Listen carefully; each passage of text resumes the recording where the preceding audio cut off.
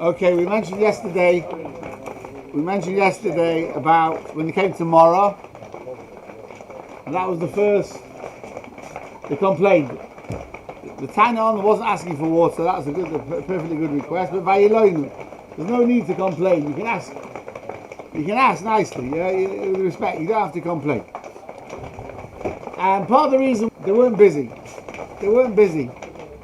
So it says Shom Nisor, because Baruch gave them a couple of mitzvahs to keep them busy before Matan Torah and the run up to Matan Torah. So he gave them Shabbos. It wasn't Shabbos completely, but the concept of Shabbos. Parah Aduma, Kibbud Avim, and Dinim, social law. So Shabbos, we understand, is very fundamental. They had Shabbos already in Mitzrayim a little bit, a day off on Shabbos. The concept of Shabbos they knew. Kibbud Avim, not quite sure why Dafka now that had to be stressed. Actually, there is a reason. Because normally we understand Kibbud Avim to be gratitude for all your parents have done for you. But in the Midbar, your parents didn't have to do anything for you. The man, Hashem sent them on for you. Your clothes grew with you. You wanted a shower, you just walked into the clouds, had a shower. You want to dry clean your clothes, just walked into the clouds, walked out again. So you might have thought, therefore, Kibbud Avim perhaps doesn't apply in the desert. So no, Kibbud Avim applies. Why Parah Aduma? Why Dafka Parah Aduma of all things? So they said, before we say, very clever pshat. What's the big quandary of Parah Aduma? It appears illogical. The Kohen is Tahir and the guy's Tommy. He sprinkles the Parah Aduma water on the guy. The Kohen becomes Tomei and the guy becomes Tahir. It swaps around. It's a bit of a quandary. But what happened at Mora? It was bitter water. Moshe Rabbeinu was told to take bitter wood, throw it, which is illogical. So they understood that Kosh Baruch Hu's ways are not our ways. Kosh Baruch Hu works differently to our ways. And to tell them about Parah Aduma doesn't make sense, but you've just seen that Kosh Baruch Hu's ways are not our ways. We don't understand how Hashem works. So Parah Aduma is a good time to tell them about Parah Aduma. They've seen it, the concept that we don't understand how it works. Alright. And then Moshe left them off with a general rule. He said, guys, listen. If you don't want problems in life, there's one simple solution. If you listen to the voice of Hashem, you do what's upright. Sometimes you have to go beyond the letter of the law. Do more than you have to do. But that's the right thing to do. Sometimes you have to go beyond the letter of the law. Often you're right, but still. If you listen to the mitzvahs, it's all a new experience coming up for them. Even things you don't quite understand, you guard them. Then we have an open promise. All the illnesses, all the plagues you saw in Mitzrayim, I will not put on you. I am Hashem, your doctor. Now, says the Malbim, beautiful. What's the difference between a king issuing an order to his avodim and a doctor giving an order to a patient? What's the difference between the two? So the king is asking you to do something for him. He wants you to do something which he wants doing. So he gives you a job to do, command to do something. A doctor, when he gives you a medication, it's not for him, it's for you. Right? Now what happens if you don't listen? So if an Eved of a king doesn't listen, so it depends how angry the king gets. It could depend. Depends what mood he's in, depends whatever. Depends. He might not get punished at all. He might not. But if an ill person doesn't take the medication, that's his punishment. He's punishing himself. By not taking it, he's got the medication, he gives him the thing. So Kosh Baruch Hu says you have to understand something. The Torah and the mitzvah which I'm about to teach you, when you get to Har Sinai, your neshama needs it. Your neshama needs these 248 good things to do, and some things it's got to avoid doing. If you don't do it, that's the punishment. Your neshama is going to suffer because it needs these vitamins, and it's got to avoid these actions. I'm not the one who benefits. You're the one who's going to benefit. You're the one who's going to look. Ani Hashem Reifecha. And he says the Malbim, and he says it again in Megillah Esther. The Gemara says Mordechai didn't come on the scene. Haman, didn't rise to power till Hashem had everything in place. Esther was the queen, and Mordechai's overheard the plot, and everything's in place. Then Haman comes to power. So the Gemara says, what's Achad Dvar Me'ela? After Kodesh Baruch Hu has created the refuah, then he brings the makkah. Says the Malbim. That's the way of a doctor. Let's say a guy has to have an injection, whatever. So the doctor has ready before you come. He's got the syringe, he's got the medication, he's got the plaster, he's got some antiseptic cream, whatever he needs to put on. It's all there ready first, and then he administers the injection. Right? He said because the purpose of the makkah is not to be a makkah, it's to be it's all there in advance. So Kodesh Baruch Hu, when he punishes Klal Yisrael, it's not to punish them, it's to cure them, bring them back to him. We're moving away, we're doing the wrong thing. Hashem says, I want you back. So he gets all the materials ready first, then he administers the punishment, or the Torah, whatever it is, and the purpose is to then find the refuah, find your way back. With the Goyim, when he shmeises the Goyim, it's to shmeis the Goyim, finished. That's the punishment. It's not for him, he's not a doctor. He said, but for Klal Yisrael, ki ani Hashem reifecha. So this is their introduction to a taste of mitzvahs. Now, okay, so then they travel to Elim, and then they move off from Elim. Now this is 1 month after having left Mitzrayim. So then in Morah they complain about the water. So vayisu me'Elim, vayavoyu kol hadas b'nei Yisrael amid basin, asher bein Elim and bein Sinai. So they're halfway between Elim and Sinai. A month, exactly a month after they left Mitzrayim. Again, Vayiloinu. They're complaining. What are they complaining about, says Rashi? The bread, the matzah, they took out of Mitzrayim, finished. It doesn't say Moshe Daven. It doesn't say Vayitzak Moshe. With the water, it says Vayitzak. Vayitzak El Hashem.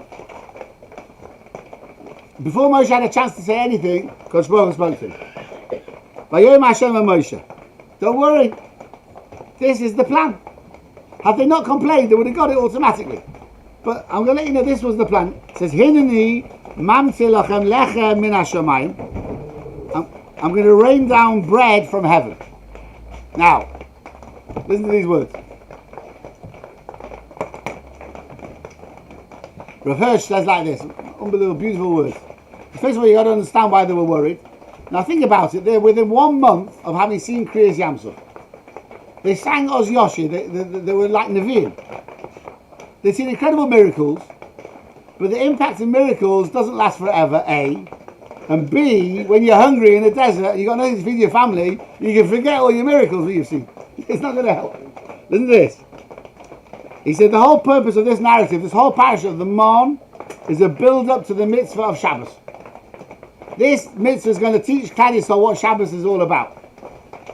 He says, the whole purpose of this story is to announce the institution of Shabbos upon which the whole of Judaism is founded. Shabbos was observed in the life of our nation through the continuous miracle of 40 years in the desert. If Pesach established Jewish homes for Hashem, Shabbos has kept them to Hashem for all future generations. The memory of the Nissim and coming out of Mitzrayim at the sea and everything they learned in Morah disappears now with the threat of starvation threatening their families. He said, the threat of hunger, whether it's real or imagined, undermines all principles and all noble feelings. As long as a man can't get himself away from the anxiety of his responsibility to provide for his family, if he's worried about what he's going to feed his family on, he can't keep anything properly. Listen to this. He said, freedom of this worry of Panosa comes only with a deep awareness. He said that the worry about your livelihood doesn't rely on you alone. He said the worry for your Panosa, you've got to leave to HaKadosh Baruch Hu. He says he must realize now that man should only do his part which Hashem expects from him to contribute to his Panosa. As for your Hatzlacha in Panosa, you've got to leave that to Hashem. How much are you going to earn? That's Hashem's business.